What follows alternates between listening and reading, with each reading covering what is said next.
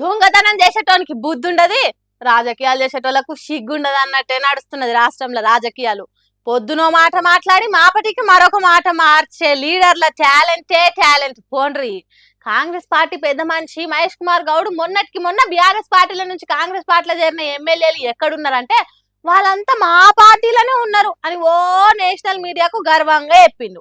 మా పార్టీ చేస్తున్న మహా గొప్ప పనులు చూసి మా 3 రంగుల కండువ కప్పుకున్నారు అన్నట్టే చెప్పిండు. కానీ ఇప్పుడు చూడండి ఎట్లా మాట్లాడుతుండో. వాళ్ళ స్టేట్మెంట్, మరి వాళ్ళు ఎమ్మెల్యేలు వాళ్ళ స్థాయి వాళ్ళే చెప్పాలి కదా. స్పీకర్ జడ్జిగా వారి వాదనలు వింటా ఉన్నాడు, వారి వాదనలు ఇస్తారు, అదే ప్రామాణికం కదా. ఇప్పుడు నా వాదన, రేవంత్ రెడ్డి గారి వాదన, లేక కేటీఆర్ వాదన ప్రామాణికం కాదు అక్కడ. The issues between speaker and MLAs. Speaker notice ఇచ్చాడు as per the supreme court direction. Notice వాళ్ళు జవాబు చెప్పారు. ఏ ఎమ్మెల్యే ఏ పార్టీలో ఎవరు చెప్పాలి? అది వాళ్ళే చెప్పాలి కదా, వాళ్ళే చెప్తా ఉన్నారు. ఇన్నరా పార్టీ మారిన ఎమ్మెల్యేలు ఏ పార్టీలు ఉన్నారు అనేది చెప్పాల్సింది నేనో సీఎం రేవంత్ రెడ్డో కేటీఆర్ కాదు, వాళ్ళే చెప్పాలంటుండు. మరి అప్పుడు అంతకు ముందు ఆ 10 మంది ఎమ్మెల్యేలు మా పార్టీలోనే ఉన్నారు అని ఎందుకు చెప్పినావు సార్? ఏదైనా ఒక మాట ఉండదా?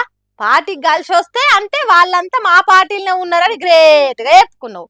ఇప్పుడు పీకల మీదకి వస్తున్నది అనే వరకు మాట మాట్లాడతావా? ఏంది సార్ ఇది? రాజకీయాలు చేస్తే చేయాలి కానీ గింత ఘోరంగానా? వంప అయితే వదినే మిట్టయితే మరదలంటే చేస్తే జనం గమనించుకుంటుంటా అనరా సారు?